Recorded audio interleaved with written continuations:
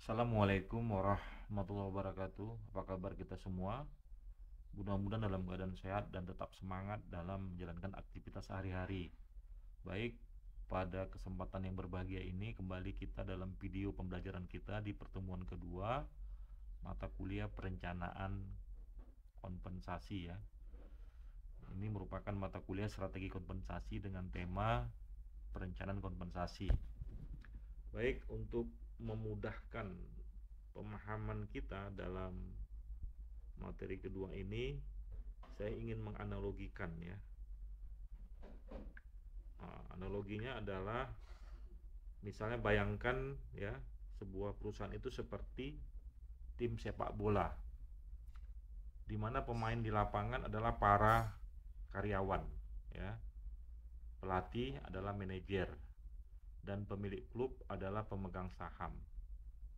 Jadi pertanyaannya, bagaimana agar pemain tetap semangat dan loyal dalam memberikan performa terbaiknya. Jadi supaya pemain itu semangat ya dalam bermain bola, tentu ada yang membuat mereka termotivasi. Nah, salah satu yang menyebabkan mereka termotivasi tentu mereka harus tahu mereka dibayar berapa untuk bermain bola ini. Tentu semakin mahal bayarannya, mereka akan menunjukkan performa terbaiknya. Nah, begitu juga seperti di perusahaan ya. Jadi kompensasi itu adalah cara untuk meningkatkan semangat kerja pegawai. Jadi perlu ada suatu perencanaan. Perencanaan itulah yang kita akan pelajari dari pertemuan di kedua ini. Jadi sebenarnya apa nih perencanaan kompensasi ini? Jadi perencanaan kompensasi adalah pada dasarnya merupakan suatu peta jalan perusahaan dalam menentukan bagaimana imbalan yang diberikan kepada karyawan. Jadi bukan hanya soal gaji ya, tapi juga masalah-masalah lain seperti apakah ada bonus, ya, insentif, tunjangan, bahkan fasilitas lain yang membuat karyawan merasa dihargai. Jadi ingat ya, kompensasi bukan sekedar gaji, ya, tetapi ada hal-hal lain seperti diantaranya ya bonus, insentif, dan hal-hal lain yang membuat pegawai itu menjadi semangat dalam bekerja. Nah, ada dua cara uh, untuk membahas ya terkait bagaimana merencanakan kompensasi ini. Jadi dua cara tersebut adalah yang pertama berdasarkan waktu. Jadi maksudnya adalah karyawan itu bisa digaji berdasarkan berapa lama jam kerjanya. Nah, ini berarti bukan berbasis kinerja. Ya, jadi ini biasanya berlaku tentu untuk pekerja-pekerja harian lepas seperti buruh ya, atau karyawan-karyawan yang memang dibayar secara harian. Nah, juga bisa juga dilakukan dengan cara berdasarkan kinerja. Berdasarkan kinerja ini adalah karyawan dibayar sesuai dengan hasil kerjanya. Jadi semakin banyak unit yang diproduksi atau target yang dicapai, semakin besarlah imbalan yang diterima. Ini yang kita kenal sebagai sistem insentif ya. Jadi untuk penambahan gaji pegawai di luar dari basisnya, basis gajinya, maka bisa dilihat dari dua hal ya. Yang pertama, waktu berapa lama dia bekerja. Yang kedua, berdasarkan hasil. Nah, itulah dasar merencanakan kompensasi yang akan diberikan oleh pegawai. Namun demikian ya, jadi tetap perusahaan di dalam memberikan kompensasi itu ada pilar-pilarnya gitu ya. Jadi tidak sembarangan sebuah perusahaan itu memberikan kompensasi. Jadi yang pertama adalah setiap perusahaan itu harus memahami bahwa ada aturan pemerintah yang berkaitan dengan kompensasi.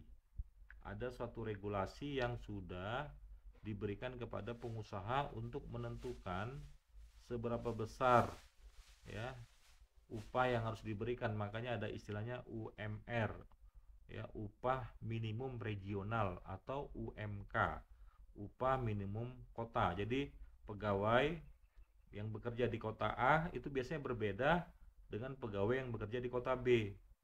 Misal, ya, di kota Batam itu lebih mahal, lebih tinggi UMK-nya dibandingkan UMK di kota Medan. Kenapa? Karena biaya hidup di kota Batam itu lebih tinggi daripada di kota Medan. Nah, perusahaan itu tidak sembarangan. Dia harus mengikuti dulu ketentuan, ya, upah minimum yang sudah ditetapkan oleh undang-undang, ya, dalam hal ini adalah terkait dengan undang-undang ketenagakerjaan. Juga ada peraturan-peraturan dari serikat pekerja yang kemudian diakomodir oleh pihak pengusaha, ya. Nah, itu jadi pilar utama dalam merencanakan kompensasi. Jadi kalau kita dalam posisi sebagai manajer HRD, ya, yang berkaitan dengan memberikan upah, maka kita harus pelajari dulu aspek hukumnya. Namun dalam hal ini juga ada aspek yang kedua, namanya aspek kebijakan perusahaan. Jadi setiap perusahaan itu punya filosofi sendiri tentunya, ya. Ada yang jadi fee leader atau membayar lebih tinggi dari rata-rata pasar. Ada juga yang pay follower atau membayar lebih rendah, dan ada juga yang sekedar ikut standar pasar. Nah, ini tergantung perusahaannya. Jadi ada perusahaan-perusahaan yang memang membayar mahal pegawainya karena memang perusahaan tersebut membutuhkan pegawai-pegawai yang memiliki profesionalisme yang tinggi dan kompetensi yang lebih, ya. Nah, ini tentu bayarannya mahal begitu. Jadi begitu, ya. Jadi juga perusahaan juga punya kebijakan sendiri terkait bagaimana menentukan upah pegawainya. Jadi selain itu juga perusahaan harus memutuskan, ya, apakah kenaikan gaji nanti berdasarkan senioritas atau apakah berdasarkan lama bekerja atau berdasarkan per project atau bagaimana. Semua ini tentunya hal-hal yang diatur oleh perusahaan masing-masing. Tapi intinya bagaimana dengan gaji yang diberikan, ya, ataupun upah yang diberikan atau kompensasi yang diberikan itu membuat pegawai tentunya merasa nyaman sehingga dia dapat bekerja dengan performa terbaiknya, dengan profesional, hasilnya bisa maksimal begitu. Nah, juga bisa dikaji dari aspek yang namanya aspek keadilan. Jadi ada aspek keadilan. Nah, ini bagian paling penting juga, ya, dan sensitif. Jadi karyawan itu kadang seringkali membanding-bandingkan apakah gaji saya sudah adil, ya kan? Kemudian bagaimana gaji saya, ya, dibandingkan dengan pegawai yang lain yang mungkin dari sisi waktu dan dari sisi posisinya itu sama. Nah, tentu tidak boleh membeda-bedakan, ya. Kemudian juga membandingkan dari aspek gaji dari perusahaan lain yang mereka perusahaannya sejenis. Nah, ini berarti pertimbangan perusahaan itu harus memahami berapa pasar gaji ataupun perusahaan-perusahaan sejenis yang ada di kota itu dalam memberikan gaji pegawai.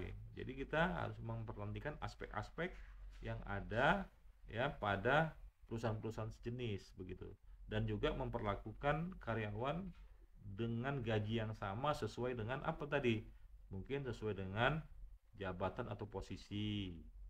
Mungkin juga sesuai dengan lama bekerja begitu, ya. Semakin lama waktu kerjanya mungkin semakin mahal ataupun semakin tinggi gajinya. Nah, jadi bagaimana mengukur kompensasi? Apa sebenarnya indikatornya? Jadi kompensasi, ingat, ya, bukan sekedar gaji, tapi yang pertama itu kita sebut dengan upah. Upah itu biasanya apa?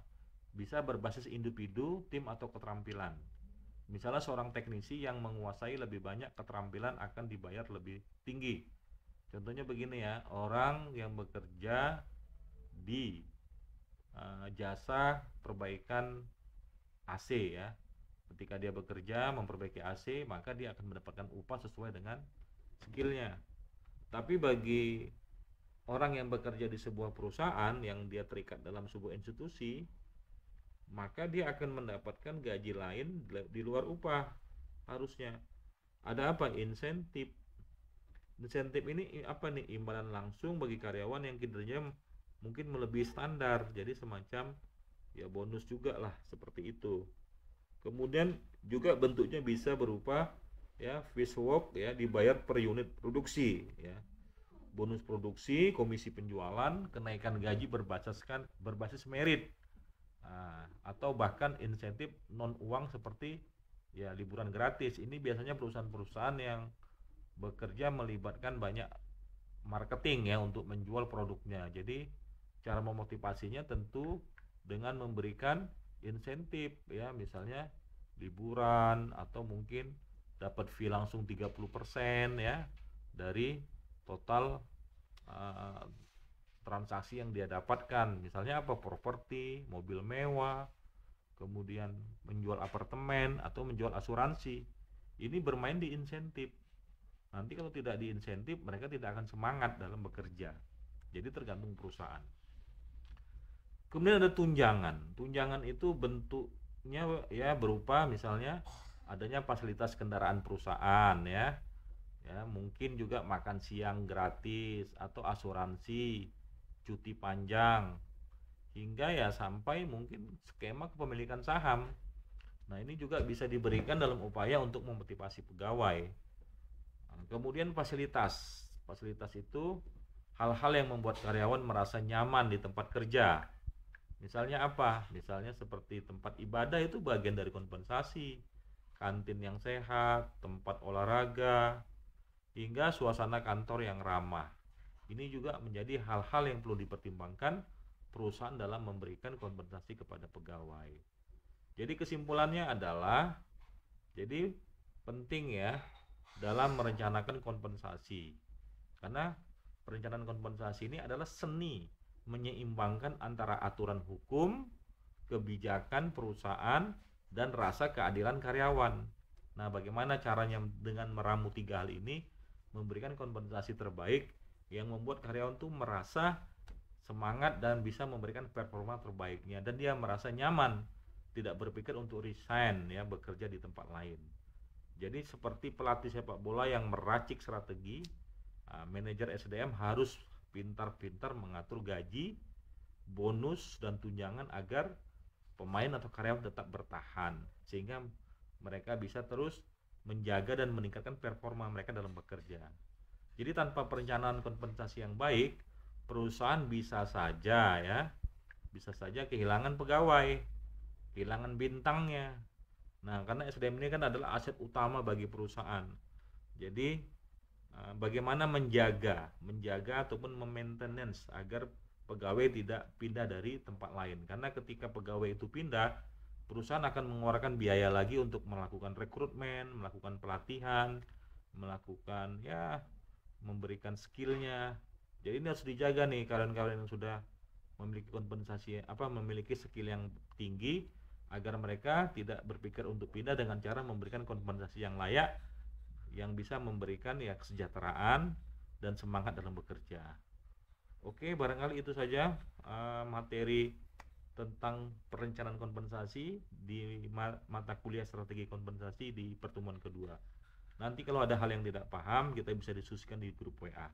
Demikian, sekian dan terima kasih. Wassalamualaikum warahmatullahi wabarakatuh.